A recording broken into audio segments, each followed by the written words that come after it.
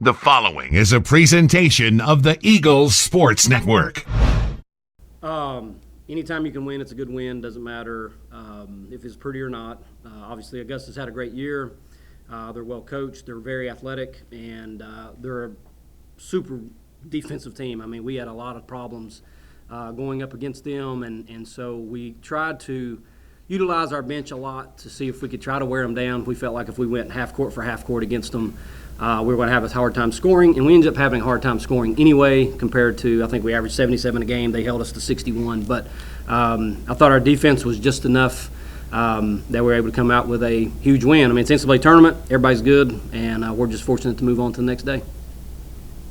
Coach, what was the difference in the fourth quarter? We made tournament plays, I feel like. We got the free throw line, made a few. Keely Rogers, we had kind of gone with our defensive unit there, and Keely Rogers, number 34, came up with, I believe, about 3 offensive rebounds that extended possessions, extended the shot clock back out. And then we had another bench player, Emily Gonzalez, that hit that late layup or runner in the paint to give us a 7-point lead. And, at that point, we felt like that was going to be the bucket we needed to try to carry the victory home.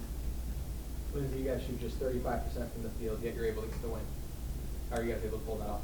I know, just thinking back, working together, we had a lot of turnovers in the beginning, so I think that's kind of was hurting us a lot, and then just knocking down shots towards the end. Braylon had big free throws going, I think she went 7 for 8 from the free throw line, and her knocking those down just secured it for us.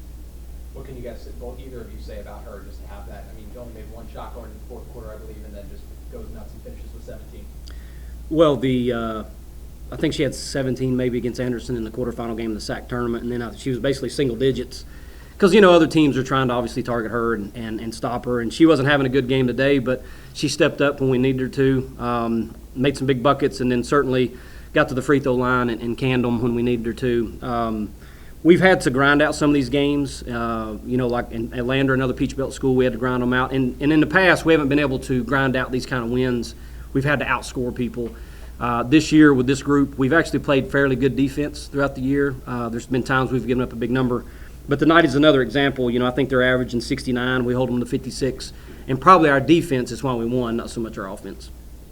Lindsey, for you, you came with some huge buckets late in the game, kind of like that. You are the most efficient player in the conference, actually, field goal percentage-wise, just 4 of 11 today, though. But what did you feel like was kind of working for you late? I just thought we kind of were more aggressive towards the end. Just driving it in there, and then obviously Keely getting 3 offensive rebounds, that's really big for us, and getting second chance points and pulling it out, I think that's what helped us a lot. And then, Coach, you've already seen Anderson a few times this season. What do you think about them? They're good. I mean, I've been saying it all year long, and this will be the 4th time we've seen them. I think, granted, they've got bench players, but their starting 5 is as good as any that you'll see. And when we've won the 2 times we've beat them, I mean, we've literally had to outscore them. I think we scored 84 to beat them at our place and 82 in the SAC tournament.